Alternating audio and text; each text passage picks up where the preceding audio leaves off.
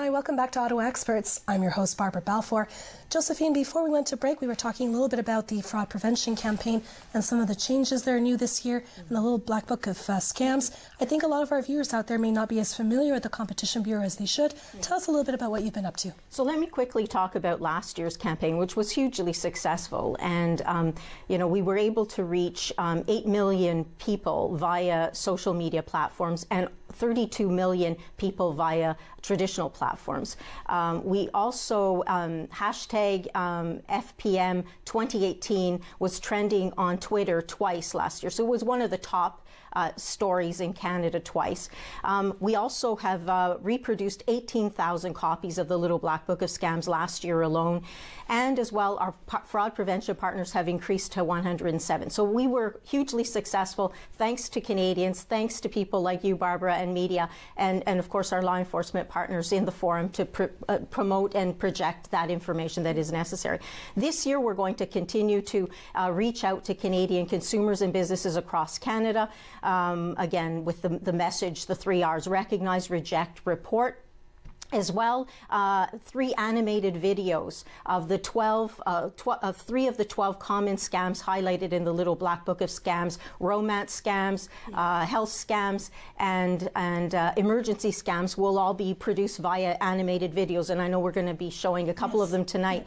The other thing that's really important is that the Little Black Book of Scams will be translated into a number of languages. That's fantastic. So Cantonese, Mandarin, Punjabi, Tagalog, Spanish, and Arabic. Where can people get a copy? Again, online, Competition Bureau for sure. Okay. And what about the fortune cookies? The fortune cookies was another innovative idea. Again, always to make sure that Canadians have the tips and the tricks regarding fraud, and at the same time, a sweet way of getting the message to as many Canadians as possible. Well, I mean, nothing is worse than being defrauded on an empty stomach, as you quite rightfully pointed out. So when you pop open a cookie, you see a tip for fraud prevention? Exactly, exactly. And we'll be active on social media again through hashtag FPM 2019. So we encourage Canadians to join the conversation and use the hashtag. Amazing resources. Now we just have a caller on the line. Layla, are you with us? Hi. Hi, thank you so much for joining us. Did you have a question for our guests? Yes. What should I look for in terms of red flags when signing up for free subscriptions online? Yeah.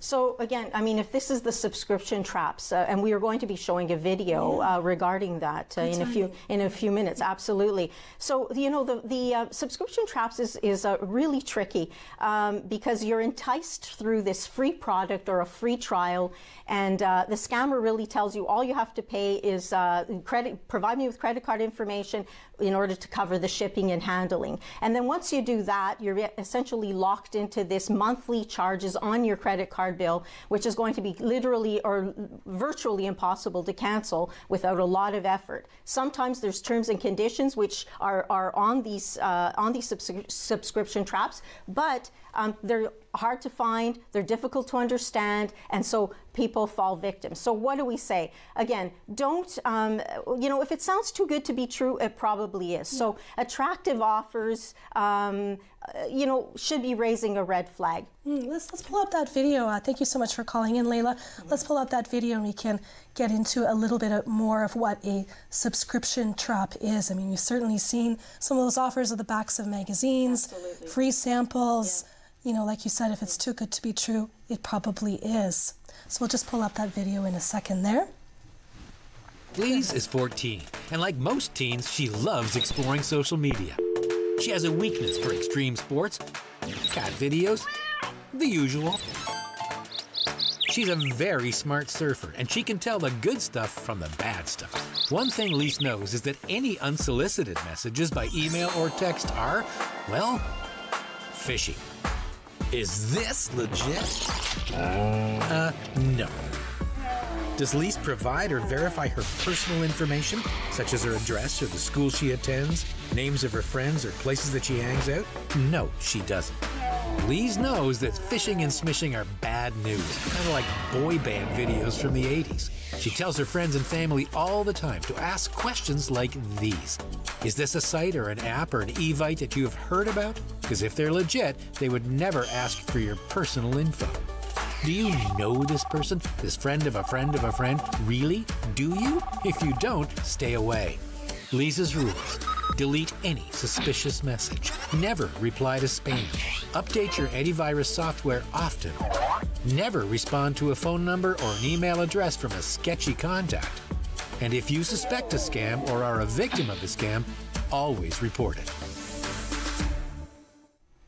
So that seems like it was actually a video for phishing, actually. Yeah. But that's a good segue to what we were talking about earlier in terms of people or institutions or groups pretending to be something that they're not. Mm-hmm. Tell us a little bit about what phishing means and what's the difference between phishing and spear phishing. Well, again, I think what you're looking at is, professing to know you when you, in fact, don't know the individual. And so you're really trying to pull information, financial information, personal information from the victim to then lock them into a situation such as the video has played. And what I often say to people is, and to consumers and businesses, you have to be wary of the signs. So what are you actually signing up for? Right?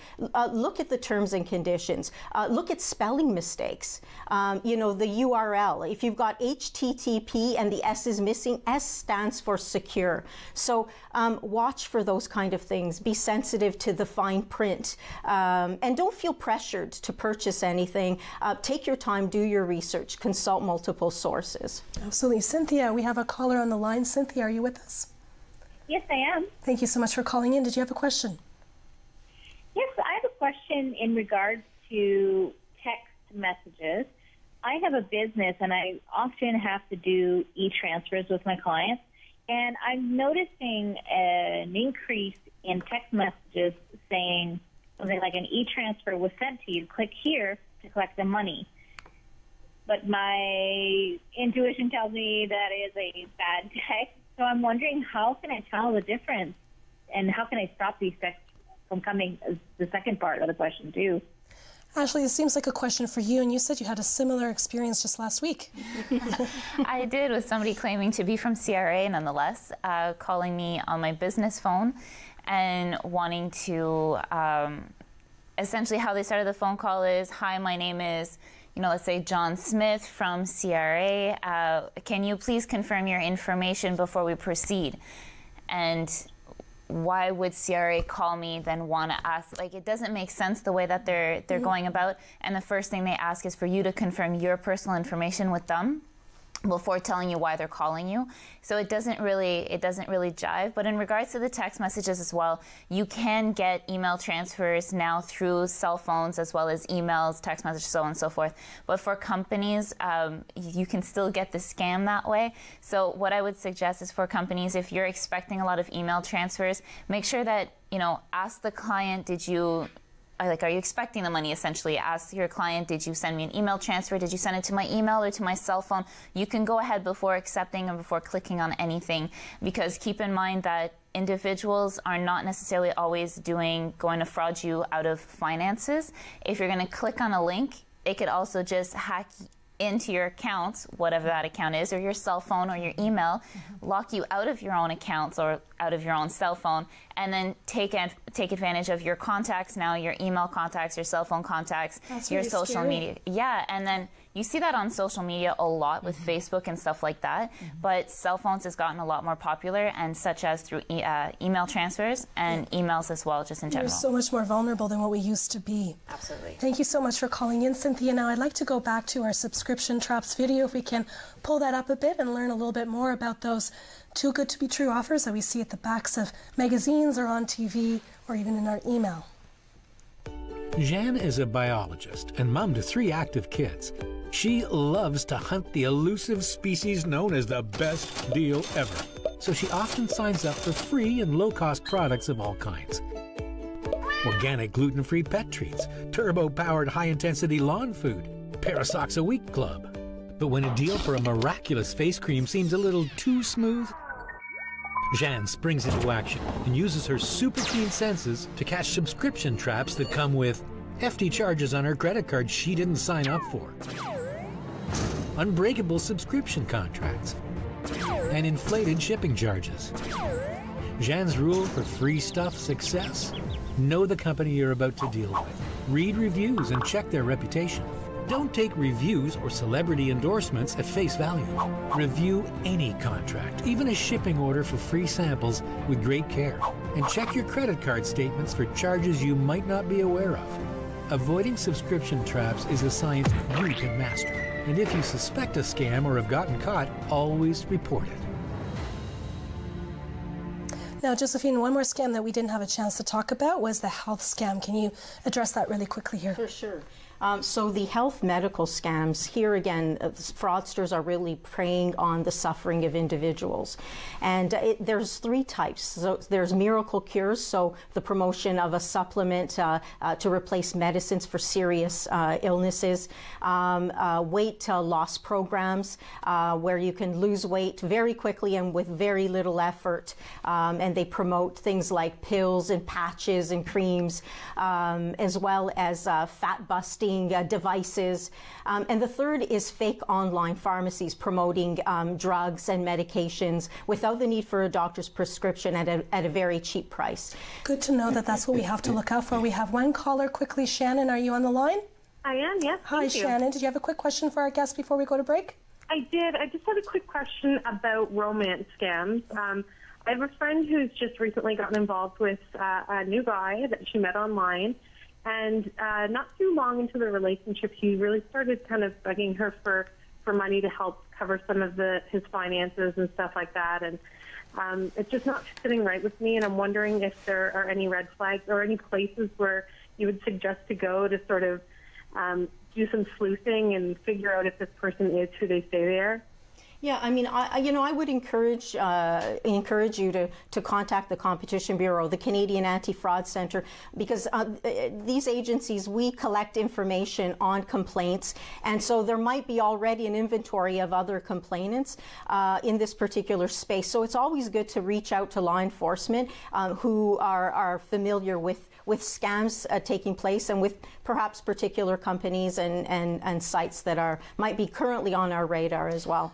Now, unfortunately, we have to cut this short as we're about to go to break. Thank you so much for calling in, Shannon. Josephine, where can we find you, or where can we find the Competition Bureau? Again, the Competition Bureau website, please reach out to us there. Again, as I said, follow us on social media and join the conversation. I think we all have a role to play with respect to fighting fraud. And remember the 3 R's: recognize, reject, and report. Thank you so much. We'll be right back after the break with John Armitt from the Ontario Provincial Police. Don't go away.